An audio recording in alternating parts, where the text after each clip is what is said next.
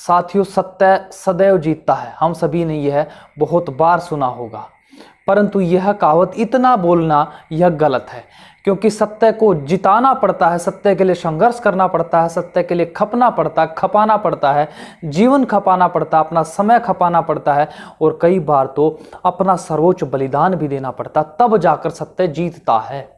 ऐसे अपने आप से सत्य नहीं जीतता, और जो इस धारणा को मानता है वो निश्चित ही गलत मानता है, क्योंकि अपने आप जीत जाता तो श्री रामचंद्र जी बैठ जाते, श्री कृष्ण जी बैठ जाते अपने घर पे, अपने आप ही रावण छोड़ के चला जाता माता सीता को। नहीं, ऐसा नहीं हुआ। सत्य के लिए संघर्ष करना पड़ता है, और वही संघर्ष इतने दिन से आप सबके हमारे सनातनी भाई बुढ़नपुर, करनाल, इंद्री के क्षेत्र में कर रहे थे। और आज जो हमारे सनातनियों ने जो खुला ओपन सबके सामने आह्वान किया था, और जो खुला उन खरोड़ दूषण के सामने चैलेंज रखा था कि हम अपने गांव में हवन करेंगे, तुमसे जो होता हो करके दिखा देना, तुम रोक सको तो रोक लेना, सनातनी हवन करेंगे। और आप सभी के सहयोग से सनातनियों ने हवन किया, और उस हवन का क्या परिणाम रहा, उसकी पूरा घटनाक्रम, पूरा विश्लेषण लेकर मैं आप सभी के बीच आपका दोस्त अनिल आर्य आ गया हूं। और सबसे पहले मैं आपको बताना चाहूँगा साथियों, मैं अभी अभी घर पहुंचा हूं, आज मैं स्टूडियो में भी नहीं हूं, और मैं तुरंत आते ही सबसे पहले मैंने कहा भाइयों को अपडेट देना, सभी इंतजार कर रहे हैं। और मैं आज बिना किसी तैयारी के, आप मेरे देख रहे हैं मैं आज कैजुअल टी शर्ट पहन के आ गया हूँ, परंतु सब चीज़ें मैं छोड़कर सबसे पहले मेरे लिए जरूरी ये था कि आप सभी भाइयों को उस घटना का अपडेट देना। और उस घटना का अपडेट देने से पहले एक चीज से मैं अपने भाइयों से आज हल्का सा नाराज हूं, और वह नाराजी सिर्फ इसलिए है कि आज बहुत सारे, मैं जानता हूं, यह अपडेट तो मेरे पास आया कि बहुत सारे मेरे भाई जो YouTube से वीडियो देखकर, मेरे फेसबुक पेज से जो जुड़े हुए, जो इंस्टाग्राम से जुड़े हैं, ट्विटर से जुड़े हैं, उन सभी में से कई सारे भाई दूर दूर से करनाल, इंद्री के बुढ़नपुर गांव में पहुंचे। परंतु मुझे इस बात का दुख हुआ कि वह भाई हमसे, हमारे साथियों से बिना मिले ही चले गए। और इसका मैं उसमें गलती हमारे साथियों की भी मानता हूं, क्योंकि देखो उनको, आप समझते हैं कि इस प्रकार का कोई कार्य कर रहा होता तो कितना दबाव वहां के लोकल व्यक्ति के ऊपर होता, आप भली भांति जानते हैं। विवाह का जैसा समारोह होता, आप जानते हैं। तो वह हमारे साथी व्यस्त थे, परंतु जो भाई यहां पहुंचे थे, मैं उनसे इस वीडियो में हाथ जोड़कर अपील करूंगा, जो पहुंचे थे, अपना नाम, अपना पता मुझे कमेंट में और इंस्टाग्राम पर डीएम करके जरूर बताओ। मैं एक वीडियो आप सभी को समर्पित, अगला वीडियो जरूर बनाऊंगा। उस वीडियो को चाहे कहीं तक पहुंचे, कहीं नहीं पहुंचे, परंतु मेरे लिए आप सभी का पहुंचना, उसके लिए मैं सैल्यूट करता हूं आपको, और आपके लिए एक वीडियो मैं जरूर बनाऊंगा। तो अपना जो लोग वहां पहुंचे थे, वो सभी लोग मुझे अपना पूरा अपना नाम पता जरूर मुझे मैसेज करें। अब बढ़ते हैं आगे घटना की तरफ। आज जो हुआ है कि सनातनी भाइयों ने, एक दो नहीं, वहाँ 250 से 300 हमारे सनातनी भाई इकट्ठे हुए, और अपनी सनातन परंपराओं को, आदि मूल से चली आ रही सनातन परंपराओं का जयघोष लगाया, और न मात्र जयघोष लगाया, 1.25 घंटे का हवन किया, और कोई वह खर और दूषण वहीं इधर इर्द गिर्द भटकते रहे, परंतु उनका प्रहार करने की तो बात छोड़ो, उनको अंदर झांकने तक की भी हिम्मत नहीं। और यह सारा का सारा सफल हो पाया, यह सारा का सारा घटनाक्रम सफल हो पाया आप सभी के सहयोग से, आप सभी के पुरुषार्थ से। और इसके अलावा हमारे हरियाणा के देसी पत्रकार करमू भाई ने वहां पहुंचकर जो अपनी स्टाइल में देसी रेड मारी, अर्थात देसी हमारा जो सपोर्ट किया, उसके लिए भी करमू भाई का मैं बहुत बहुत धन्यवाद प्रकट करना चाहूंगा। और वहां पूरा घटनाक्रम क्या रहा, उसका एक बार छोटे छोटे वीडियो के रूप में एक बार आप देखिए। इस टाइम कैमरा में देख रहे हो आप, चुकरदा का दृश्य दिखा दो एक बार, चुकरदा का दृश्य दिखा दो। आड़ एक महापंचायत टाइप तय हो रहा है, और कोई बात नहीं, आ जाओ चलो जी। फिलहाल मैंने कहा था हंगामा वाला हवन वो वगा बुढ़नपुर में, यो हवन हो लिया है, इबले कोई हंगामा नहीं हुआ है, कोई हमला नहीं हुआ, लेकिन 23 अगस्त ने बहुत बड़ा घटनाक्रम इसे जगह पर हवन हुआ था। तो मैं ये चाहता हूं, जो ये हवन है, हवन से जो पहले काल में हवन से दीपक पर सनातनी लोग आ चुके थे, वो पुनः हम सब लोग चाहते हैं कि ये दीपक छोड़ करके पुनः जो हमारी राम और कृष्ण की परंपरा रही है उसी को पुनः अपनाया जाए। आचार्य जी ने क्या दिक्कत हुई, क्या दिक्कत क्या? उन्होंने दिक्कत ये हुई क्योंकि इससे 6 महीने पहले के लगभग उन्होंने मंदिर पर कब्जा करना चाहा था, तो मंदिर पर कब्जा करने के लिए उन्होंने काफी दबाव बनाया, वहां तोड़फोड़ की, और उसके बाद जब वो कोई वहां साथ नहीं दिया उन्होंने, तो वो कपड़े निकालने शुरू कर देते हैं महिलाओं के सामने। तो आप हवन के टाइम पर मौजूद थे? नहीं, मैं नहीं था। अच्छा, आप थे मौजूद? क्या हुआ था जी, बताओ जमा साथ से बताइयो, मैनिपुलेटेड बात नहीं होनी चाहिए। हमारे गांव में 3 भाई हैं जी, तीनों अपराधी हैं। और जिसकी ये बात चल रही कर्मवीर की, उसने हमारे गांव के एक युवक का पहले भी हत्या कर दी थी, गांव का निर्दोष लड़का मार दिया था। अच्छा अच्छा। तो वो अपराधी प्रवृत्ति का है और लॉकडाउन का ये बहाना लेके गांव के मंदिर पे कब्जा करना चाहता है। अच्छा। और जो भी उसको समझाता है मारपीट करता है, औरतों के आगे कपड़े निकाल देता है। अगर आप जैसे लोग आएंगे तो पागल होने का भी ढोंग करेगा। अच्छा, जनो दिमाग का टाका है, हालांकि पागल है को नहीं। नहीं जी, उम्र कैद उसको सेशन कोर्ट करनाल से हुई है और हाई कोर्ट से जमानत पे है। तो ये जो 23 अगस्त में वाक्य था, उसके बाद उन पर कोई एक्शन हुआ सरकार प्रशासन कोई द्वारा? भी कार्रवाई नहीं हुई है। अच्छा। कुछ भी कार्रवाई नहीं हुई। चलो फिर तो इस टाइम में मैंने जो जानकारी मिली थी, नो सुनी थी, लाइसेंसी हथियार लेकर भी कुछ लोग अड़े बैठे हैं, इस बात में कितनी सच्चाई है? लाइसेंसी हथियार देखो जिनके पास है वो अपनी सुरक्षा के लिए रखते हैं। आप लोगों ने कोई वार्निंग मिली थी भाई, हवन करके दिखाइयो तुम? हाँ जी, वार्निंग मिली? वार्निंग मिली है जी। उन्होंने गांव में कहा भाई हम जान से मारेंगे, पंचायत वालों को भी मारेंगे। आप हवन के टाइम पर मौजूद थे? आपके लाथापाई हुई कुछ? क्या हुआ था? हम जैसे साप्ताहिक यज्ञ कर रहे थे तो वो आके उसने हमारे पे हमला किया, उसने मेरे ऊपर राड से हमला किया। ये मेरे टांग के लगे हुए हैं सर में। अच्छा, दिखाओ दिखाओ, आ जाओ। हाँ जी, ये इस टाइम राड पे जो हमला आया था, टांके आप देखो सिर में। 15 दिन से की घटना है जी। आज तो मैंने पट्टी भी खोल दी है। हाँ, तो पुलिस ने तब तफ्तीश करने के लिए पहुंच गई? पुलिस ने आश्वासन तो दिया है लेकिन कोई कार्रवाई नहीं की। उन्होंने ये कहा अगर आप यहाँ हवन करोगे तो यहाँ पे लाशें बिछा देंगे, और अगर तुम्हारे में हिम्मत है एक बार चौक में आके दिखाओ। अच्छा। तो हमने कहा कोई बात नहीं, चलो। चुनौती दे रहे हैं? हाँ जी, बिल्कुल चुनौती है, लेकिन हमें इस चीज की चिंता नहीं है। हम यज्ञ करेंगे, हर सप्ताह करेंगे, चाहे हमारे प्राण चले जाए, हमें कोई चिंता नहीं है। जी, सरकार को जानकारी है इस बारे में, सोशल मीडिया पे जानकारी है, लेकिन हमारे जो गांव के वरिष्ठ लोग हैं उन्होंने हमें हौसला दिया है। और हमारे गांव के मुख्य व्यक्ति यहाँ मौजूद हैं, सभी पूर्व सरपंच और पूर्व लंबरदार और गाँव के वरिष्ठ व्यक्ति यहाँ मौके पे हैं कि हम तुम्हारे साथ हैं। लोग भी आए हो। चलो, जितना मैं आर्य समाज के बारे में जान पाऊँ, मैंने बेरा है इन लोगों की एक मुहिम के हुए है। नू का है ये जातिवाद, क्षेत्रवाद, माओवाद, नक्सलवाद, आतंकवाद, रूढ़िवाद, पार्टीवाद, बाबावाद, अंधविश्वास, पापाचार, दुराचार, बलात्कार, चमत्कार, बेरोजगारी, भूखमरी, शिक्षा, कुपोषण, भ्रूणहत्या, दहेज प्रथा 76 साल बाद भी आज भी नुकी नू बरकरार है। ये गले पड़ान दे रहे हैं, ये कन दे रहे हैं लोगों के बीच में जाके भी ये समस्या क्यों खड़ी है आज भी।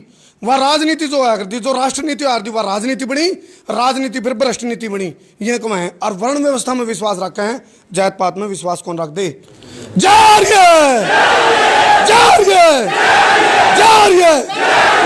इमनो तो मेरा बढ़िया जोशी लेता हूँ मान से।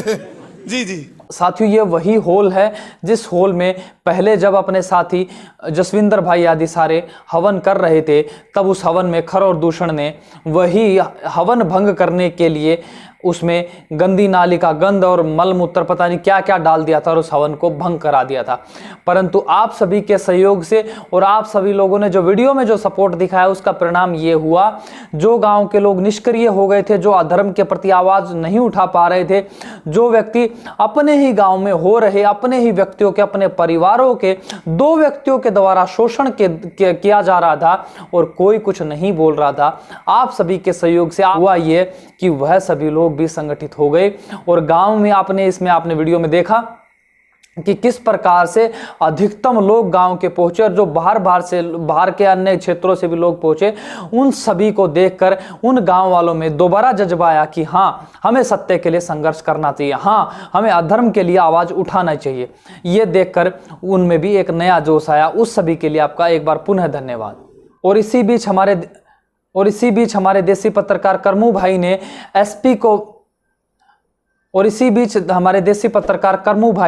एसएचओ को डायरेक्ट कॉल पर लेकर उनके साथ उसी समय जो कुछ संवाद हुआ, वह भी अपने आप में एक रोचक संवाद है। आप देखो, जब सनातनी एकजुट हो जाते, जब संगठन का बल मिलता है, तो उस बल का परिणाम क्या होता है, इस वीडियो में आपको स्पष्ट नजर आएगा। तो एक बार देखिए इस वीडियो को। एसएचओ साहब, हमारे दर्शकों ने राम राम कर दो जी। पुलिस की जो कार्यशैली है वह संदेहास्पद है भाई। मैं खुल के साथ कौन दे रहे हमारा मुजरिम पक्ष है, जो जिन हमला कराया था, जो अड़े नंगपना जिन दिखाया था, उनकी सुनाई ज्यादा और ये हमारी कम हो रही है। आप इस बात ने बताओ जी, अपना कोर्ट दो आप इसमें। मुजरिम की क्यों सुनेंगे जी, पब्लिक की सुनेंगे, मुजरिम का क्या काम? तो आपने कार्रवाई करी 23 यानी कि 8 और 6 14 2 हफ्ते हो गए। कर्मोजी की कोई शिकायत नहीं आएगी भाई साहब, उसकी बल्कि हाई कोर्ट से बेल हो रही, वो बेल भी कैंसिल कराऊंगा मैं, उसके लिए भी मैंने तैयारी कर दी। आप है ना खाकी का फर्ज निभाओ पूरा। बिल्कुल बिल्कुल निभाएंगे भाई साहब, ये भाई हमारे, अगर ये तंग हो गए तो फिर हमारा फायदा क्या है यहाँ? जब मुजरिम खुलेआम फिरेंगे तो फिर आपकी क्या ड्यूटी हुई खाकी की?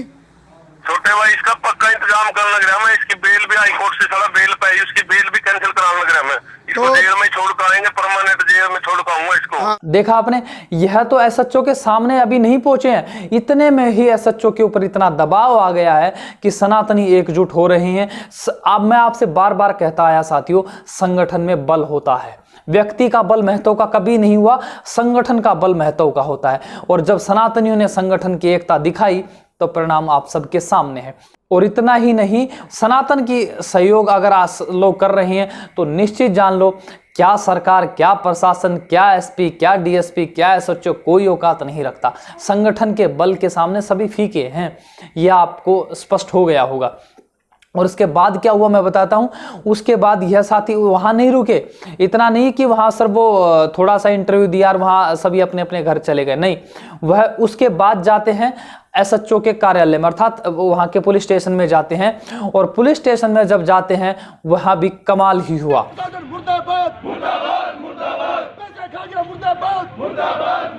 जब किसी मस्जिद पर हमला होता है तो तुरंत कार्रवाई होती है, लेकिन भवन पर हमला हुआ है, हिंदुओं की सनातन संस्कृति पर हमला हुआ है, कोई भी सुनने वाला नहीं है।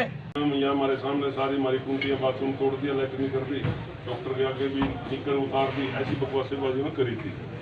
लास्ट चांस है ये, नहीं तो ये कार्रवाई जो है ना, आप टेंशन लो, रेस्ट हो रहे और नियंत्रण करके स्थायी रूप से उसकी जमानत कैंसिल करवा के उसको वापस जेल में डाले, नहीं तो अगला सप्ताह का अगला सोमवार हमारा होगा, क्या होगा उसके साथ वो हम जानते हैं, किसी को पता नहीं होगा। वो अपराधियों को नियंत्रण करना आप लोग जानते हो। आप श्री राम के वंशज हो, श्री कृष्ण के वंशज हो, जिन्हें जरासंध जैसे राक्षसों को वध किया था। आप पूरी परंपराओं को पुनर्जीवित करना होगा। यदि आज ये संविधान, जो संविधान हमारे यहाँ आता है, कानून के नाम पर हमें गुलाम बनाया जाता है, अपराधी के लिए कोई कानून नहीं लागू होता, वो किसी को मार दो, कितने विकास दुबे बनते हैं, केवल किस लिए?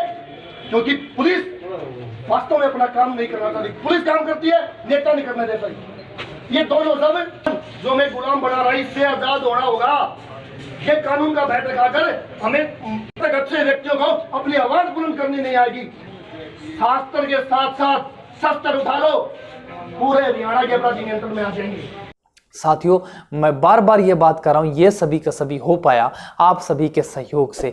आप सभी ने जो वीडियो में जो सपोर्ट मुझे दिया है, उस सपोर्ट का मैं तहे दिल से आभार प्रकट करता हूं। और इसके बाद की जो आगे की योजना है वह मैं आपको बताऊं कि अब हमारे सारे सनातनी भाइयों ने, सारे के सारे हमारे वेद की मान्यताओं को मानने वाले, सनातन की मान्यताओं को मानने वाले सभी भाइयों ने मिलकर और आचार्य वर्ग ने मिलकर यह फैसला लिया है कि हम 2-3 दिन का समय पुलिस प्रशासन को देंगे, उनको उनकी जमानत रद्द करें, उनको परमानेंट जेल में डाल दे, अन्यथा अब हम करनाल में बड़ा आंदोलन छेड़ने वाले हैं। और उस आंदोलन का अगर कोई भी किसी भी प्रकार की हानि होती है, किसी भी प्रकार के ऊपर किसी तरह के, आप समझ रहे ना, किसी भी रूप में अगर हानि हो जाती है, पुलिस प्रशासन उसके लिए उत्तरदायी रहेगा।